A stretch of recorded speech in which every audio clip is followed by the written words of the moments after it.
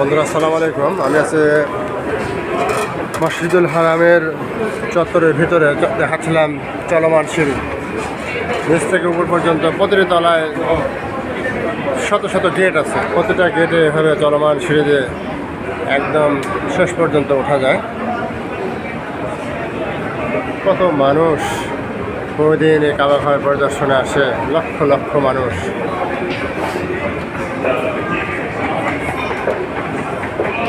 চমৎকার ব্যবস্থাপনা। তিনতলা, আমরা যাচ্ছি এখন চারতলায়। কত সুন্দর ব্যবস্থাপনা হাজী সাহেবদের জন্য, এর চোখে না দেখলে বিশ্বাস করা যাবে না। কি চমৎকার রিমার শৈলী, টাইলসের ডিজাইন, সিলিংয়ের ডিজাইন, আলোয় আলোকিত, চমৎকার।